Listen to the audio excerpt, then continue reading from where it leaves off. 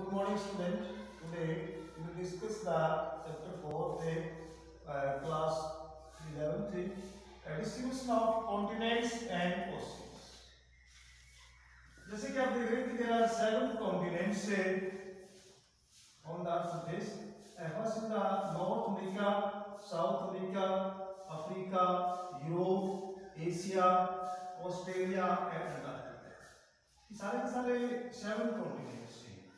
इसको ध्यान से अगर देखते हैं तो ऐसा लगता है कि जो दक्षिणी अमेरिका है, जो साउथ अमेरिका है, इसमें एडजस्ट हो जाता है और इस प्रकार से ये लगता है कि यहाँ से होगा. अगर इसको कंपेक्ट करते हैं, इसको इकट्ठा करने की कोशिश करते हैं, ऐसा लगता है कि ये अलग हुआ, ऐसा पता लगता है कि ये जो पार्ट है यहाँ पर फिट हो सकता है. इसी प्रकार से ये जो पार्ट यहाँ हो सकते हैं. तो ये इनका जो कॉन्टिनेंट है, जो सारे 7 कॉन्टिनेंट्स हैं, इसकी फॉर्मेशन कैसी हुई. हमारे पास ये प्रश्न होता है कि इसकी जो फॉर्मेशन है वो किस प्रकार से है. इसको बोलते हैं कि कॉन्टिनेंट जो है वो उसका ओरिजिन कैसे हुआ और उसका ड्रिफ्टिंग कैसे. That's very interesting chapter. So let's see how to drift of the continents. सबसे पहले विचार आया था, ये सबसे पहले जो विचार आया था वो था अब्राहम ऑर्गनिस. अब्राहम ऑर्गनिस जो है, इनके मन में विचार आया था भाई इनका निर्माण कैसे हुआ. ये कैजुअल लुक एट, जैसे कि आपने देखा फिजिकल मैप आप देखते हैं किस प्रकार से इसका लगता है भाई जो साउथ अमेरिका है वो अफ्रीका के साथ एडजस्ट हो जाता है. इस प्रकार एक पूरे वर्ल्ड का मैप देखने के बाद ऐसा लगता है. फिजिकल मैप से showing a symmetry on the eastern and the western coast of the Atlantic Ocean. Scientists are of the opinion that the symmetry is related to the fact that continents on either side of the ocean, North America and South America, and the West and Africa and Europe on the east were joined together. जैसे कि आपने देखा कि map में अगर इसको इकट्ठा कर देते हैं तो ऐसा लगता है कि ये पहले ही एक थे. तो सबसे पहले इसके बारे में विचारा था अब्राहम ऑर्गनिस 1596 में. ये एक डच मैप मेकर थे. सबसे पहले अब्राहम ऑर्गनिस एक Dutch map maker was the first scholar to propose such a possibility as early in the 1596 में उसके पास इस प्रकार से विचार आया. उसके बाद इसके आधार पर एक मैप बनाया एंटोनियो पेलेग्रिनी. एंटोनियो पेलेग्रिनी जो है इसका एक मैप मेकर थे. उन्होंने मैप बनाया, फिट कर दिया. ये इस प्रकार से सिद्ध हो जाता है कि ये कहीं भी अलग थे, ऐसा मानता है. और उसके बाद वैगनर, अल्फ्रेड वैगनर ने 1912 अल्फ्रेड वैगनर थे, उन्होंने 1912 में अपनी थ्योरी दी जिसका नाम था continental drift theory. Continental drift theory दी उन्होंने. इसके बाद इसमें थ्योरी में क्या बताया उन्होंने. वैगनर ने देखा कि जब सारे के सारे 7 कॉन्टिनेंट से ये पहले एक ही थे, एक ही जो है वो लैंड मास था, इसका नाम था पेंजिया. और उसके चारों तरफ एक ओशियन था जिसका नाम था पेंथलस. वैगनर ने क्या किया कि सारे के सारा जो लैंड मास था ये एक ही था, इसका नाम था पेंजिया. और उसके चारों तरफ एक महासागर था, एक ओशियन था, that name was the पेंथलस.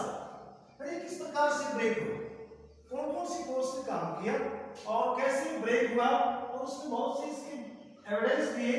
इस प्रकार से देख सकते हैं ये एविडेंस रहता है, इसको बोलते हैं जिगसा फिट. इस प्रकार से फिट हो जाता है और उसमें बहुत से एविडेंस इस प्रकार से दिए.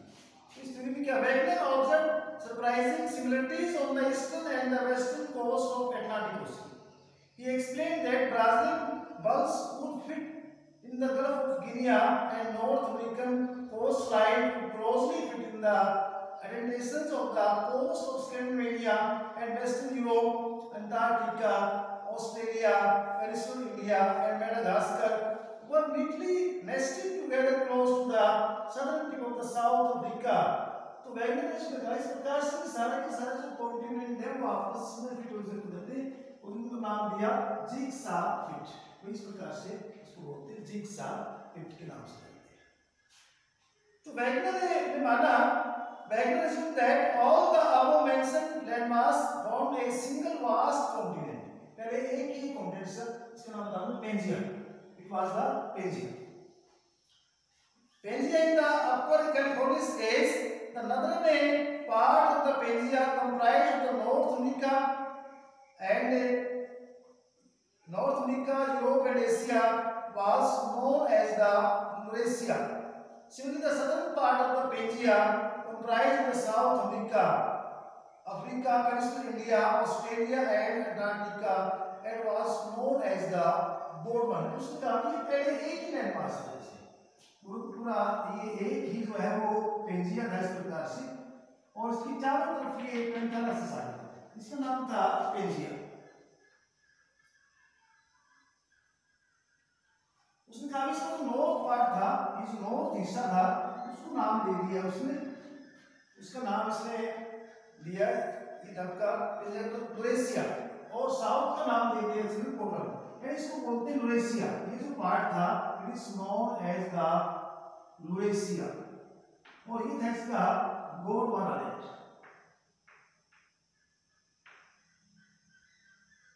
इस प्रकार से वो इसकी पार्ट था, उसकी चारों तरफ से जो ओशन था दैट वाज द पेंथालस, और इस प्रकार से अलग हो गई, ऐसा मानना है अल्फ्रेड वेगनर का। Both Eurasia and Gondwana were separated by a narrow and shallow sea known as the Tethys. इस दोनों लेवल के बीच में टेथिस सी था, टेथिस सी शैलो सी, मतलब ज्यादा गहरा नहीं था, टेथिस सी था, टेथिस सी था, और ये अलग हो गया, ऐसा मानना है अल्फ्रेड वेगनर का। The entire landmass of Pangaea was surrounded by a huge ocean known as the Panthalassa. Wagner assumed that some part of the Pangaea drifted westward while some other part drifted eastward.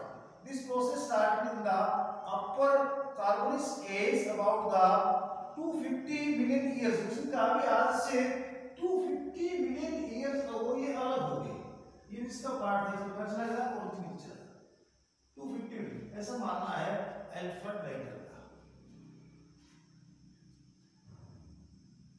Eurasia and Gondwana land came near to each other and peninsular India started drifting toward the northeast.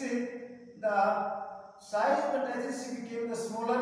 The sediments deposited in the Tethys Sea suffered folding and the Himalayas and Alps were formed. इसने कहा भी इस प्रकार से ये होगा, इसका एक दूसरे की तरफ कॉन्ट्रैक्ट होगा, और यहाँ पर ये सी हो गया, ये ऊपर उठने लगा, कंप्रेस फोर्स होगी, और यहाँ पर हिमालय माउंटेन बन गया, एक साइड में एल्प्स माउंटेन बन गया। इस तरह से फोल्ड माउंटेन का निर्माण हुआ, ऐसा मानना है वेगनर का। Atlantic Ocean became the 1000 km wide to the westward drift of the Americas. The westward drift of America also resulted in the wrinkling of their western edge and the rocky endings were formed. इसने कहा कि जो बाकी जो Rocky mountain बने, चाहे वो north America में रॉकी माउंटेन यहाँ पर, उसमें रिंकल पड़ने से रिंकल पड़े, इस प्रकार से जो है वो माउंटेन का निर्माण हुआ। The continents assume a shape somewhat similar to the present shape. The Pleistocene age about the 50 to 60 million years ago. इस प्रकार से ये घटना घटी जो आज से 50-60 ईयर, ऐसा मानना है अल्फ्रेड वेगनर। उसने फिर उसने कुछ एग्जांपल दिए, जो कॉन्टिनेंटल थ्योरी है इसके बारे में उसने कुछ एविडेंसेस दिए, और वो एविडेंसेस जो है वो इस प्रकार से, सबसे पहले जैसे कि मैंने आपको बताया, जिग्सा फिट, ये जो दिखाई दे रहा है आपको मैं अभी दिखा था भाई, इस प्रकार से जो साउथ अमेरिका है वो अफ्रीका के साथ जो है वो फिट हो जाता है, सारे के साथ जो इस प्रकार से जो ओशन कोस्ट लाइन है ये ऐसा लगता है कि अलग हुआ।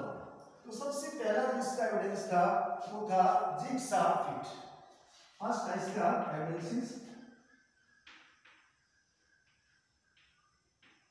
Jigsaw fit. इसमें काफी सारे के साथ कोस्ट लाइन है, अगर इसको पूरे कॉन्टिनेंट्स को सभी कॉन्टिनेंट इकट्ठा करते तो ये सारे का सारा इकट्ठा है, इसको नाम दे दिया इसने jigsaw fit. The eastern and the western coast of Atlantic Oceans have the remarkable and unmistakable map produced by the Ballard using a computer program in 1964. Pollard थे जिन्होंने एक कंप्यूटर प्रोग्राम किया था 1964 में, तो उसने कहा भी बिल्कुल फिट हो जाता है। पोलार्ड थे जिन्होंने एक कंप्यूटर प्रोग्रामिंग के द्वारा so that the best fit of the Atlantic Ocean was found not in the coast but at the 1000 fathom width of the present shoreline fathom is width of the measure of the ocean depth। उन्होंने कहा भी यहाँ तक, यानी जो ocean का fathom होता है इसकी गहराई होती है, इन दोनों कोस्ट लाइन की जो गहराई है वो 1000 वहां तक जो है ये सेट बैठता है, इसमें ऐसा मानना है। दूसरा इसने जो एविडेंस दिया वो था फॉसिल। फॉसिल्स क्या होते हैं? जो अवशेष होते हैं, fossil. Wagner tried to explain the drifting of the continents on the basis of the distribution of fossil. For example, the fossil of the plant, glastomids and animals are mesozoans. इस प्रकार के कुछ एनिमल्स थे जो, यानी इस प्रकार के जो एनिमल्स थे जिसकी जो फॉसिल्स मिलते हैं वो यहाँ भी मिलते हैं और यहाँ भी मिलते हैं। इसके साथ साथ हम बात करते हैं तो अमेरिका में, ये साउथ अमेरिका ब्राजील में पाए जाते हैं और यहाँ भी पाए जाते हैं, तो यानी कहीं कहीं पहले ये एक था, ऐसा मानना है। इस प्रकार के glossopteris and the mesosaurus and the lystrosaurus have been found in the carboniferous rocks of India, Australia, South America, Falkland island, Antarctica etcetera.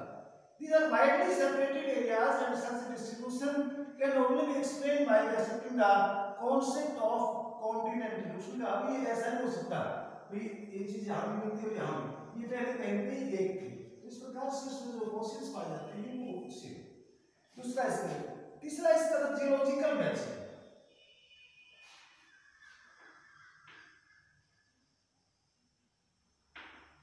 Geological matching, geology एक ब्रांच होती है जो एंट्री ऑफ अर्थ के बारे में स्टडी करती है। There are a gold deposit within the river Amazon in the Ghana coast of Africa, but there are no source rock in the regions।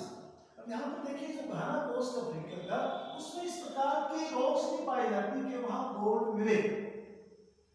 Jin rocks में gold पाया जाता है उस प्रकार की जो रॉक्स हैं वो नहीं पाई जाती घाना, लेकिन ब्राजील में पाई जाती है। इस प्रकार से कहीं कहीं ब्राजील से सारा का सारा जो गोल्ड अलग हुए पहुंच रहा है, तो इस प्रकार से जियोलॉजिकल मैचिंग होती है। However, across the 5,000 km wide Atlantic Ocean, there are gold bearing veins and the valleys to Brazil, South America, but there are no gold deposit within the alluvium in the adjacent coastal belt. Occurrence of such stunning similarities in the distant lands gives the credence to the continental drift theory. This shows that Africa and South America were part of Pangaea and drifted apart at a later stage. This is explained by the placing Africa and South America together. यानी जो pressure deposit की बात करते हैं, geological matching, जो pressure deposit होता है वो दोनों में सेम मिलता है, यानी जो बहुमूल्य प्रीशियस मेटल होते हैं। The gold-bearing sediments were transported down the slope in Brazil and deposited in the belt which is today the Ghana coast। दूसरा इसने जो एग्जांपल दिया वो भी ग्लेशियल या प्लायोक्लाइमेटिक यूनिट्स, ग्लेशियल के बारे में बताते हैं।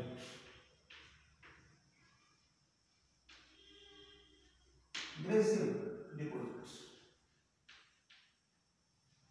ये इस प्रकार का होता है। Paleoclimatic refers to study the climate of some period in the geological past. A thick glacial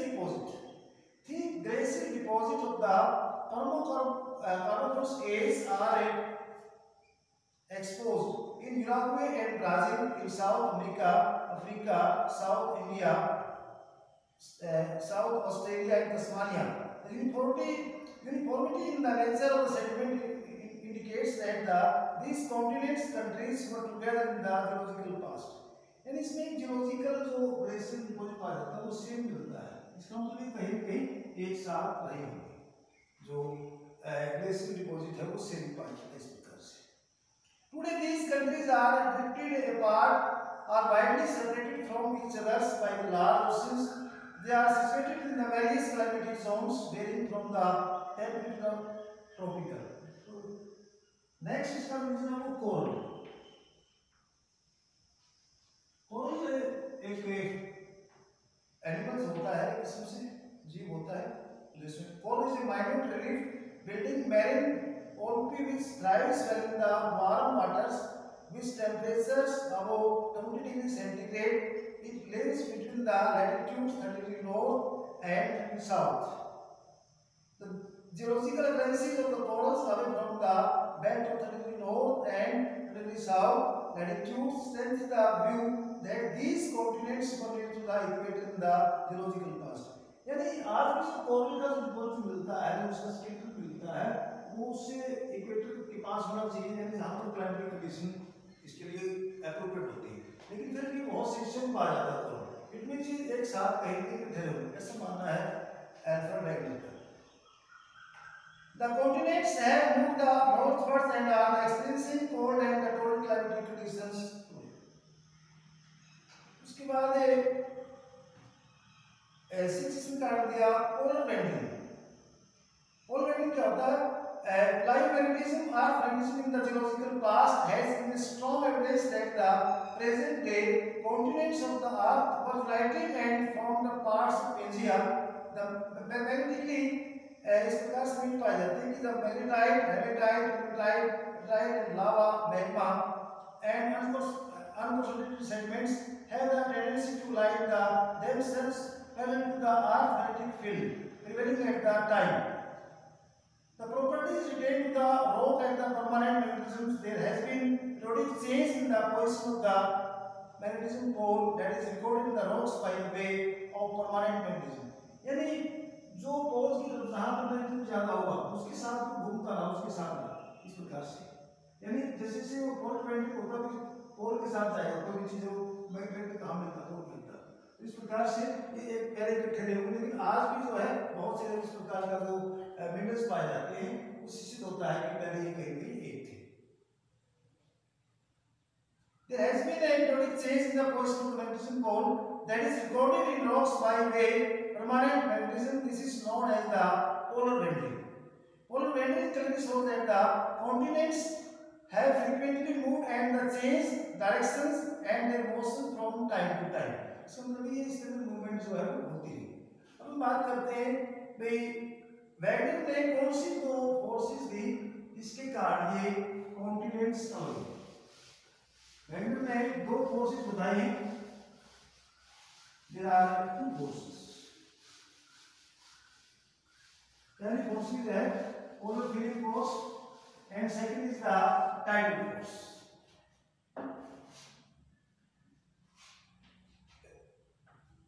Polar feeling force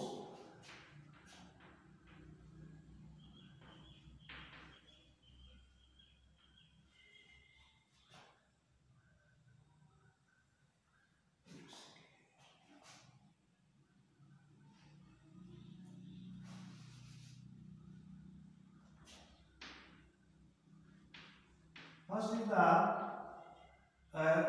polar feeling force and second is the tidal force.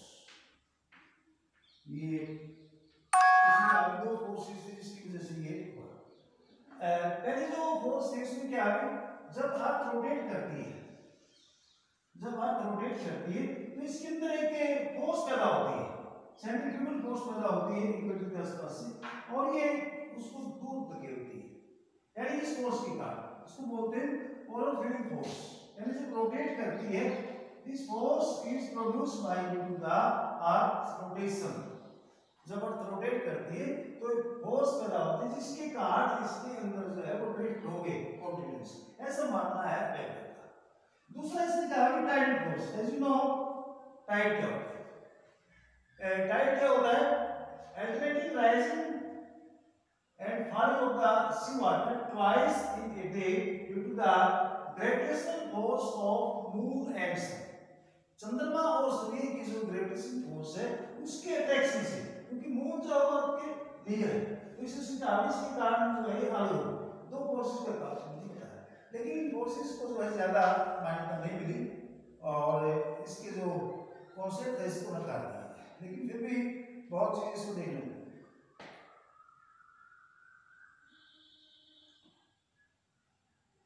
The polar filling force related to the rotation of the earth rotates around its axis.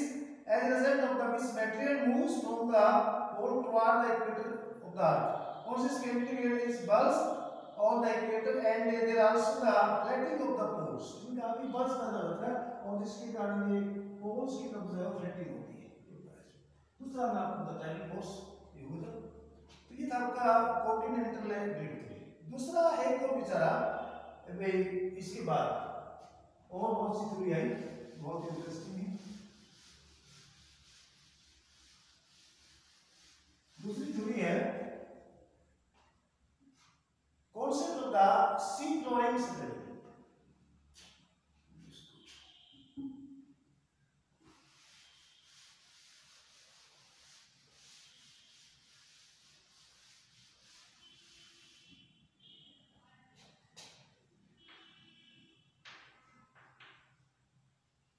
Sea flooring separately.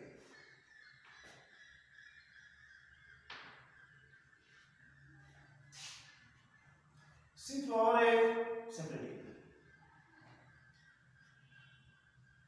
Several post-date studies have revealed many new facts of the geological and geographical importance. Some of the major finds are the briefly described as below. इसने कहा भी second world war के बाद study हो देखा कि जितना जो सी फ्लोर है वो इस प्रकार का नहीं है जो देखते हैं, मतलब एक स्मूथ नहीं है उसका सी फ्लोर, उसने कहा इस प्रकार से है।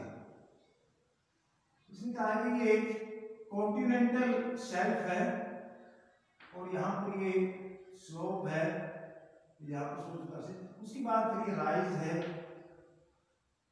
उसके बाद फिर कहीं कहीं जो है वो गहरी खाइयां भी इस प्रकार से trenches, mountain, plain, abyssal plain, यानी सी फ्लोर वो इस प्रकार से है, सी फ्लोर जो है वो इस प्रकार से थोड़ा सा इस तरह से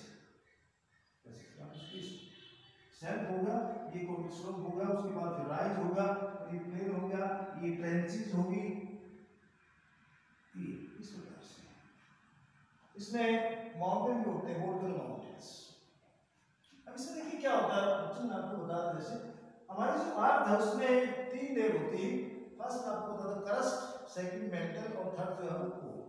अब जो मेंटल है उसके अंदर रेडियो एक्टिव एलिमेंट्स होते हैं, जो रेडियो एक्टिव एलिमेंट्स होते हैं वो टूटते रहते हैं, टूटने के कारण वहां पर हीट पैदा होती है और जैसे पैदा होती है वो ऊपर जाता है, मैग्मा बनता है और उस प्रकार से ऊपर आ जाता है और जमा होता है।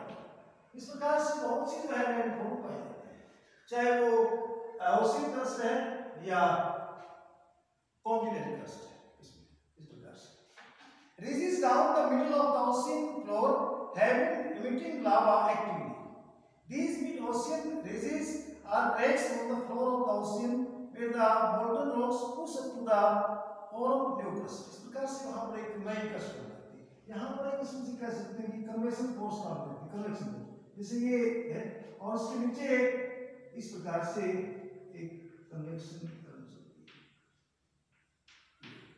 और यहाँ पर फिर ये कन्वेक्शन, यानी इसमें एक हो जाता है, यानी जो वोल्केनो है जो मैग्मा ऊपर आता है इसको कर सकते हैं, यहाँ पर फिर जमा हो जाता है और इस प्रकार से नई जो है वो क्रस्ट बन जाती है।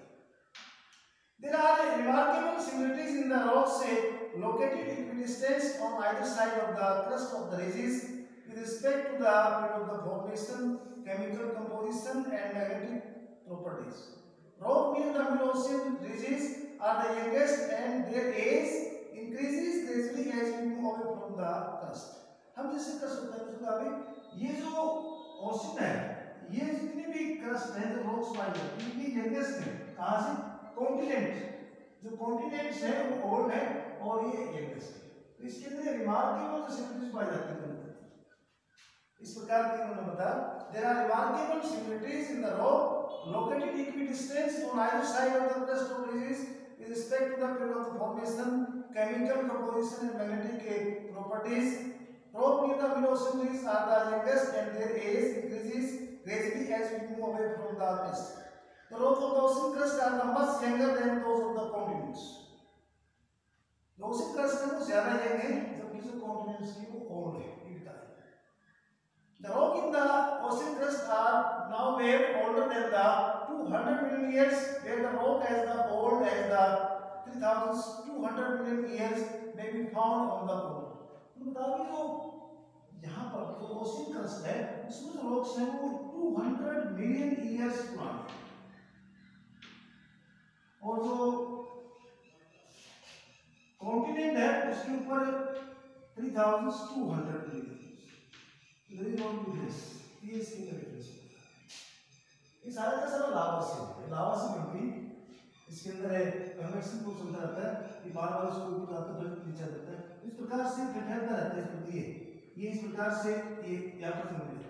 बार-बार ये प्रोसेस चलता रहता है और ये अलग हो जाती है. ये दूर जाती है. फिर यहाँ पर नई चीज आती नहीं रहती.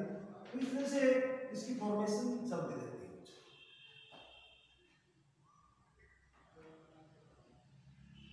The sediments on the ocean floor are very thin. The oldest sediments are not more than the 200 millimeters. because जो sediments पाया जाता है वो thin है यहाँ पर, पतला है. और जो continents उसके ऊपर जो है वो thick है. तो ये differences बताइए. Earthquake on the mid-ocean areas are shallow, whereas the deep trenches deep started earthquake occurs.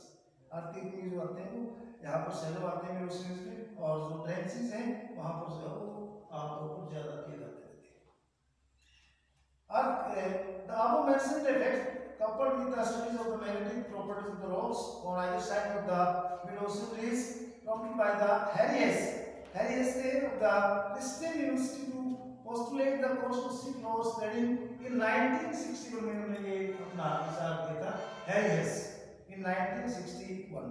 The concept was based on the research finding of the numerous marine geologist, geochemist and the geophysicist. He argued that the constant eruptions at the crest of the oceanic ridge caused the rupture of the ocean current and new lava based into the ocean. इसके कारण बता रहे लावा की वजह से जो rupture होता है, तो इसका जो बनता है उसको बोलते हैं rupture. ये बता रहे. He argued that the constant eruptions at the crest of the ocean ridge caused the rupture of the ocean crust and the new lava waves into it, pushing the ocean crust on either side. In this way, the ocean floor spreads, and the concept of sea floor spreading has became very popular. Has further argued that ocean floor which get the push due to the volcanic eruptions and the crust sinks down at the ocean trenches and gets the consume. इस प्रकार से इसमें जो trenches होती है इसके अंदर जाता रहता है, उसको कंज्यूम कर लेता है. तो ऐसा मानना था इसका. इस प्रकार से ये दिखाया. That's all.